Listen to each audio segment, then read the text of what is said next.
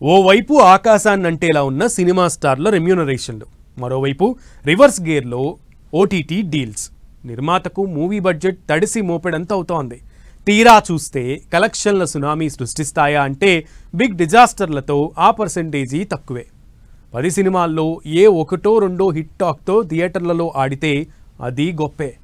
నెలల తరబడి తీసిన సినిమాలకు అటు థియేటర్లలో ఫ్లాప్స్, ఇటు ఓటీటీ ప్లాట్ఫామ్స్ నుంచి తగ్గుతున్న కొనుగోళ్లు, ఆదాయంతో అసలు ఏం చేయాలో అర్థం కాని పరిస్థితి నిర్మాతది. భారతీయ చిత్ర పరిశ్రమ ఎప్పుడూ లేనంత పెను సంక్షోభంలో చిక్కుకుని కొట్టుమిట్టాడుతోంది ఇప్పుడు.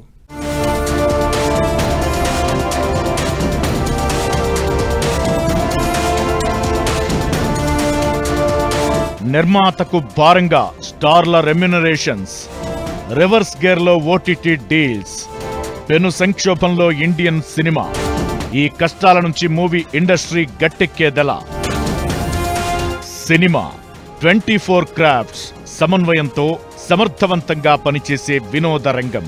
బాలీవుడ్, టాలీవుడ్, కోలీవుడ్, మాలీవుడ్, శాండిల్వుడ్, ఇలా దేశంలో సినిమా రంగానికి ఉన్న క్రేజే వేరు.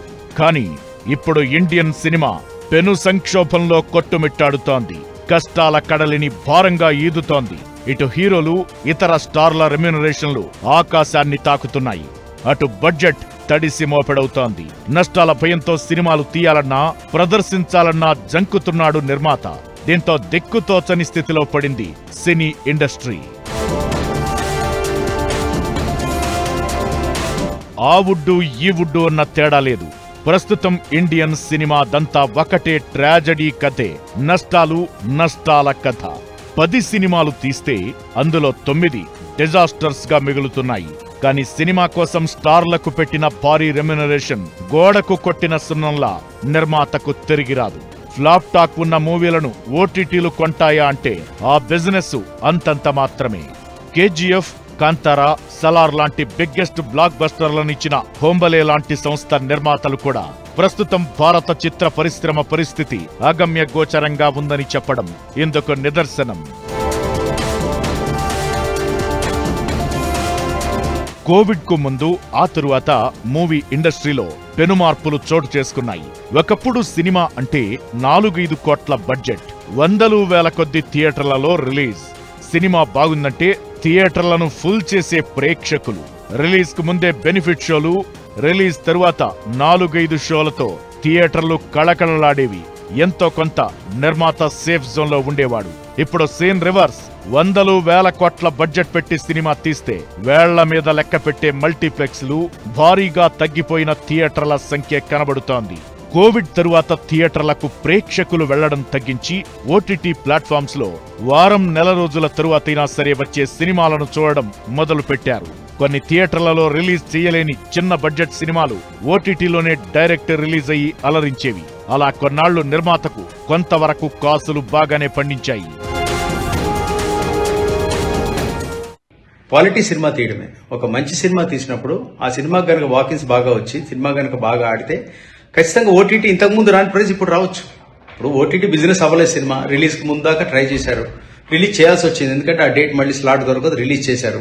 చాలా మంది నేను చూశాను, ఏమంటే మాకు ఓటీటీ బిజినెస్ ఇంకా డిజిటల్ బిజినెస్ అవ్వలేదండి, చాలా తక్కువ వచ్చింది, కానీ ప్రోడక్ట్ బాగా వచ్చింది అని రిలీజ్ చేస్తారు. రిలీజ్ చేసిన తర్వాత దానికి అనుకోకుండా బాగా మంచి రెస్పాన్స్ వచ్చి, అరే బాగుందండి, చిన్న బడ్జెట్ అని బాగా తీశారు పాయింట్ అని అనుకున్న సినిమాలు బిగినింగ్ లో చాలా మీగర్ అమౌంట్స్ ఆఫర్ చేసిన వాళ్ళు బాగుండి, రేటింగ్స్ బాగా పడి అందరు యాక్సెప్టెన్స్ ప్రజల నుంచి బాగుండేసరికి ఓటీటీ వాళ్ళు మంచి ప్రైజ్ ఇచ్చి కొన్న రోజులు కూడా ఉన్నాయి.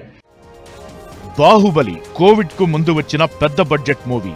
ఇలాంటి సినిమాలు పాన్ ఇండియా స్థాయిలో మంచి వసూళ్లను రాబట్టాయి. వరల్డ్ వైడ్ కూడా కలెక్షన్ల సునామీ కురిపించాయి. కోవిడ్ పీరియడ్ అది ముగిశాక మళ్లీ థియేటర్లు, మల్టీప్లెక్స్లు తెరుచుకున్నాయి. కానీ ప్రేక్షకాదరణ లేదు. చిన్న సినిమాలకు థియేటర్లలో చోటు లేకుండా పోయింది. భారీ బడ్జెట్, మంచి టాక్ తెచ్చుకున్న సినిమాలకు మాత్రమే ప్రేక్షకులు ఇంటి నుంచి బయటకు అడుగు పెడుతూ వచ్చారు. దీంతో టెక్నికల్ వాల్యూస్ రంజింపజేయాలన్న కసితో చాలా నిర్మాణ సంస్థలు బడ్జెట్ భారీగా చేసి పాన్ ఇండియా సినిమాలు మలచడం మొదలు పెట్టాయి. బిగ్ స్టార్స్ కు స్క్రీన్ షేర్ ఇచ్చి వాళ్ల రెమ్యునరేషన్స్ కూడా పెంచారు. ఇంతకు ముందు థియేటర్లో విడుదల, మ్యూజిక్ రైట్స్, యూట్యూబ్ రెవెన్యూ, ఇతర డిజిటల్ రైట్స్ తో పాటు ఓటీటీ ప్లాట్ఫామ్స్ నుంచి నిర్మాతకు మంచి డిమాండ్, దానికి తగ్గ రాబడి వచ్చేది. కానీ ఈ మధ్య కాలంలో బిగ్గెస్ట్ డిజాస్టర్స్ తో ఈ బిజినెస్ బాగా తగ్గిపోయింది. గతంలో కోట్లిచ్చి కొన్న ఓటీటీ ప్లాట్ఫామ్స్ ఇప్పుడు రెవెన్యూస్ సరిగా లేక సినిమాల్ని కొనాలంటే ఆచితూచి వ్యవహరిస్తున్న పరిస్థితి. ఇలా నిర్మాత అంటే ఇండియన్ సినిమా ఇండస్ట్రీ చతికిలబడుతోంది.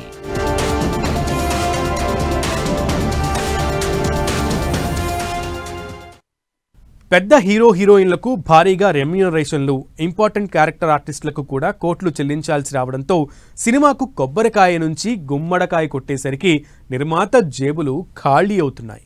అన్ని కష్టాలు ఎదురొడ్డి థియేటర్లలో రిలీజ్ చేశాక బిగ్గెస్ట్ డిజాస్టర్లు అవుతున్నాయి చాలా సినిమాలు. దీంతో ఓటీటీ కొనుగోళ్లు కూడా నెమ్మదించాయి.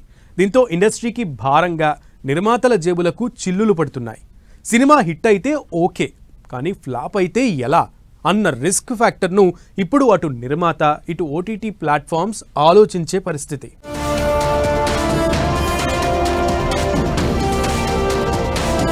పదులు వందల కోట్లలో హీరోల రెమ్యునరేషన్స్, ఇంపార్టెంట్ క్యారెక్టర్లకు కోట్లు పారితోషికం. సినిమా హిట్ అయితే ఓకే, కానీ ఫ్లాప్ అయ్యిందో ఇక అంతే.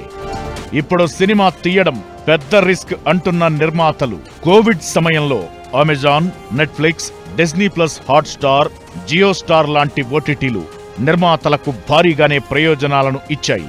దీంతో హీరోలు, ఇతర నటీనటులు తమ రెమ్యునరేషన్స్ ను కూడా పెంచేశారు. ఇప్పుడు సీన్ రివర్స్ అయింది. ఓటీటీ ట్రెండ్ ఎంత వేగంగా వచ్చిందో అంతే వేగంగా చల్లబడిపోయిందన్న టాక్ వినిపిస్తోంది. ఒకప్పుడు ఎలాంటి సినిమాలనైనా కళ్ళు మూసుకుని కొన్న ఓటీటీలు ఇప్పుడు ఓకే చెయ్యాలంటే 1,00,000 లెక్కలు వేస్తున్నాయి. ఇందుకు ఈ మధ్యకాలంలో భారీ చిత్రాలు డిజాస్టర్స్ కావడము పెద్ద కారణమే. 100 కోట్లు ఖర్చు చేసిన చిత్రాలు డిజాస్టర్ టాక్ తో కలెక్షన్లు కొల్లగొట్టలేకపోయాయి. బాహుబలి, పుష్ప, కల్కి 2898, KGF 2, RRR సినిమాలు భారీ బడ్జెట్ తో తెరకెక్కి అదే రేంజ్ వసూళ్లను రాబట్టగలిగాయి. సినిమా హిట్, కలెక్షన్ల సునామీ ఫార్ములాతో నిర్మాతలు సేఫ్ గా కాలరెగరేశారు. కానీ భారీ బడ్జెట్ తో తీసిన Indian 2, game changer, Vidaamuyarchi, Sikandar, Vettaiyan, Kanguva, Bade Miyan Chote Miyan, thug life, Maidaan నిర్మాతలకు కాళరాత్రులను మిగిల్చాయి. వీటికి మ్యూజిక్ సహా ఎన్ని రకాల విభాగాల్లో సత్తా చాటినా ప్రేక్షకుడు తిప్పికొట్టడంతో థియేటర్లలో టికెట్లు తెగలేదు. ఓటీటీలో మార్కెట్ పడిపోయింది. కానీ ఈ చిత్రాలకు హీరోల రెమ్యునరేషన్ భారీగానే అందుకున్నారన్న టాక్ వినిపిస్తోంది. హీరో ఎప్పుడు కూడా హీరో డ్రివెన్ మార్కెట్ ఇది. ఒక హీరో తన మార్కెట్ ని ఇంత ఉంది, మీరు తీసుకుని నాతో చేస్తారంటే ఈ రెమ్యునరేషన్ ఇవ్వండి అని అడుగుతున్నాడు. అది ఇష్టం ఉన్న నిర్మాతలు వెళ్తారు. ఇప్పుడు హీరో తగ్గించాలని మనం అడగడానికి లేదు. అంటే what ever it is situation, hard reality ఏమిటంటే హీరో డ్రివెన్ ఇండస్ట్రీ ఇది. వాళ్ళకి ఫ్యాన్ ఫాలోయింగ్ ఉంది. ఆ ఫ్యాన్ ఫాలోయింగ్ వల్లే కొద్ది గొప్ప ఓపెనింగ్స్ వస్తున్నాయి. అలాగే ఓటీటీ ప్రైస్ కూడా ఆ హీరో వల్లనే వస్తుంది, లేకపోతే డైరెక్టర్ వలన, బ్యానర్ వలన వస్తున్నాయి. గతేడాదిలో సినీ ఇండస్ట్రీ మార్కెట్ 18,700 కోట్లు. నిర్మాత పెట్టిన పెట్టుబడికి అటు థియేటర్లు, music rights, satellite rights, digital promotions తో పాటు ఓటీటీ ప్లాట్ఫామ్లలో అమ్మకాల ద్వారా కాసుల వర్షం కురిసేది. ఇప్పుడు పరిస్థితి భిన్నంగా ఉంది. పెట్టిన రూపాయి తిరిగి రావడమే గగనంగా మారింది. దీనికి తోడు పైరసీ వెబ్సైట్ల హవా కొనసాగుతోంది. సినిమా రిలీజ్ అయిన 2 గంటల్లోనే మొబైల్స్ లో ప్రత్యక్షమవుతున్నాయి పైరసీ కాపీలు. ఇది కూడా అటు థియేటర్లను, ఇటు ఓటీటీల బిజినెస్ ను దెబ్బతీస్తోంది.